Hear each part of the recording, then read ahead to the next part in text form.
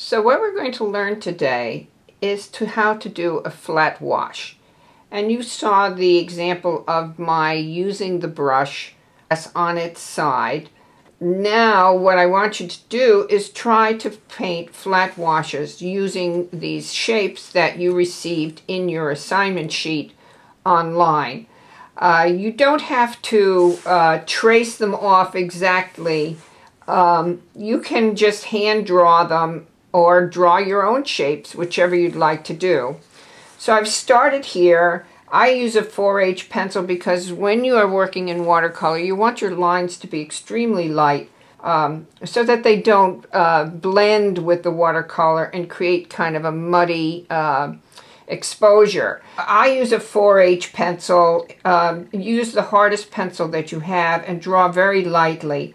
And then just draw a series of shapes based on the ones that I've given you in your assignment sheet. This will give you a variety of forms from which you can practice your flat washes.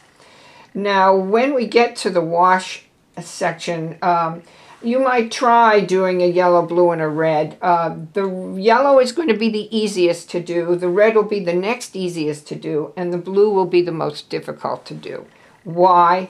Because this blue is ultramarine blue. It has a very large molecule and tends to settle and become blotchy. I find that with ultramarine blue, the best way to work is to work with a thin dilution of color and put it down in multiple layers, but that's for a further lesson. So you want to fill your page with these forms, and then we can start to paint. So I'm going to start with the yellow because that is the easiest one to do, and it goes down, it's very cooperative, and it goes down very nicely.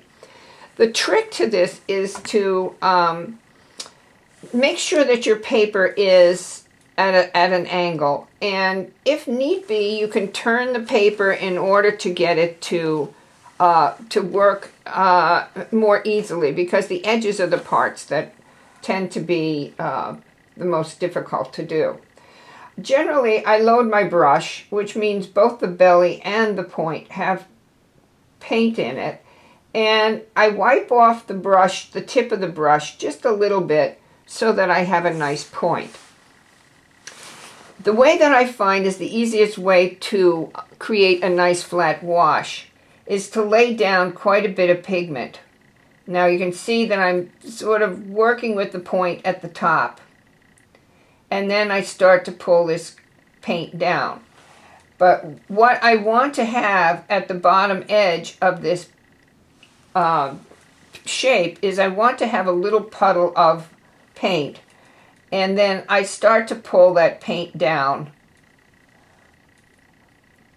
And if I start to lose my puddle, I add more puddle and then pull it down.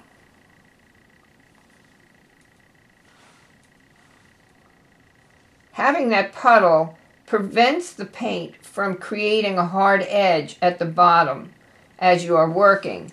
This way it'll be a nice smooth finish on your flat wash.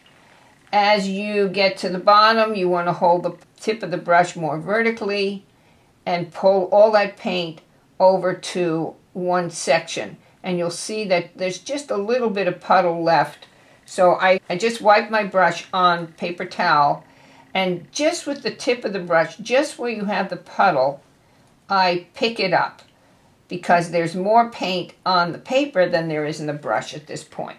So now you should have a nice flat wash that doesn't have any streaks or doesn't have any hard edges. Don't go back into this. If you find that, it needs more work, wait till it dries and then go back into it. But you should be in pretty good shape. Now, this shape here is a more elongated. I find that for something like that, I prefer to be able to let gravity do some of the work for me. So I have to change the direction of the page. So I'm going to do another yellow. I'm going to drop in some watercolor, work with the point towards the edges and pull that paint down away so that I have this bottom puddle. And if the brush is not cooperating, dab it off on the paper towel if the point is too dull, and then go back in and add more paint.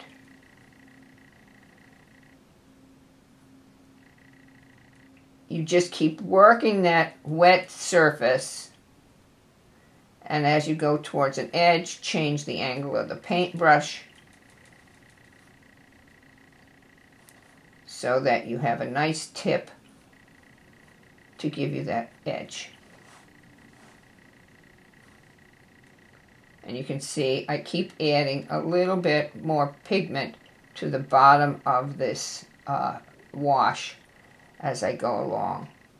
And obviously as you get to the end, you don't need quite so much. And you'll see you have a puddle at the bottom. So you just want to dry off your brush on your paper towel. Do not clean it. Just dry it off and lift that paint out with the very tip of the brush. So now let's try some red, and I'll do this shape with red. Again, you want to clean the brush, the side of the brush, so that you have a nice point on it, and go in, and you can see this is quite dark, but again I'm going to use the tip of the brush to get my edges, add a little bit more pigment along the bottom edge so that I can pull it down as I need to, and to keep that edge clean. As soon as it starts drying, you cannot go back, so don't be tempted. It's a real problem that beginning painters have, that they just feel they need to fuss with it. Do not fuss with watercolor. It doesn't like it. And I can tell you I've done it myself. As long as this is wet, you can move that paint around and get it to do what you want it to do. Now, you will have noticed that I'm working on dry paper at this point. When you have a small area and you use this puddle technique, you don't need to dampen the paper, but I'll show you that technique next. Again, you can see I have a puddle at the bottom. I'm just cleaning my brush on the paper towel and going in and picking it up. If it doesn't want to pick up, dry the brush again, and just keep doing this until you get rid of that entire puddle at the bottom. And again, just barely touch it with the brush. Let's do a red one, another red one. This time I'm going to clean my brush and take some of the moisture out of the brush by touching it onto the paper towel. And then I'm going to lightly put a little bit of water over the entire shape that I want to paint. If it's shiny, which it means that there's too much water on the surface of this subject. And maybe if I tip the page, you'll be able to see that. That means that it's too wet. And what will happen is you will get the pigment, once it touches that wet area, you will get this pigment migrating toward the edges of the shape, and what will happen is you'll get this hard edge around the outer edge. And if you've done any kind of watercolor at all, you know exactly what I'm talking about. So I sometimes will dry my brush off and pick up some of that moisture to speed along the development of the matte change in the surface before I start to paint. The point of this is to put a little moisture into the fiber of the paper so that it, again, will not give you, a blotchy effect. And for some people, this is a little easier to do as a process than working on dry paper. I still like to use the petal technique, but it's not quite as necessary. And you can get a nice point on your brush and then just work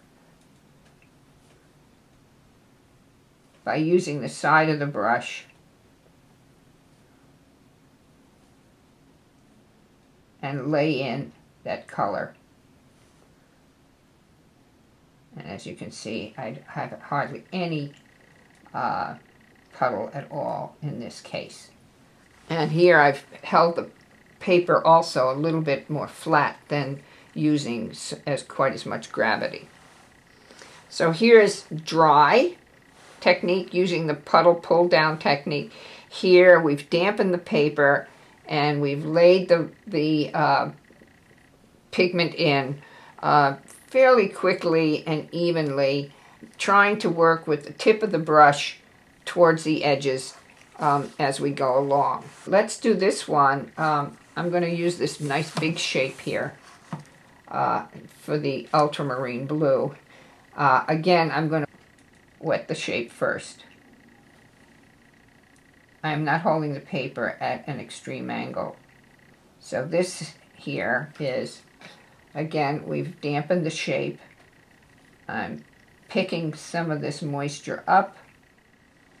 And as soon as it starts to look matte, and you can see it's still a little damp on this side, and I'll tell you this can be tricky because depending on how dry the room is or how much humidity there is in the room is going to determine how quickly the paper dries before you can start to work. All right, so this looks pretty good to me now. And I'm going to lay in a thin layer of ultramarine blue.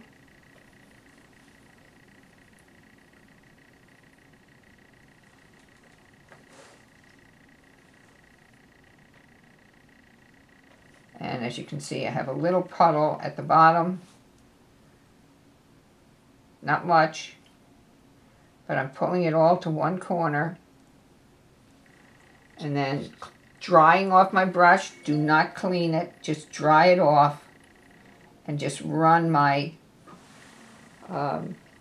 brush along the bottom edge. So you can see you're getting a little bit of settling with the ultramarine blue. That's why I say it's better to work thin. We'll do another one. All right, so let's try this one dry. Let's see how you like that better. Now I have a good point on my brush to get into that edge.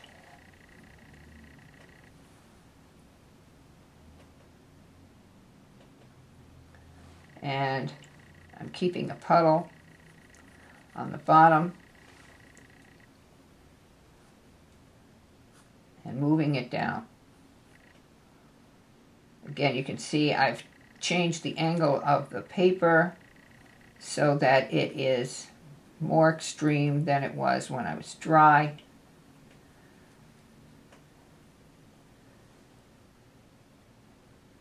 And if I have anything left over here, again, do not go into this area. It's already drying. Leave it alone. And there you have a flat wash on dry paper. It's going to take a little practice, so fill up a whole page of these. So that's one of your goals this week.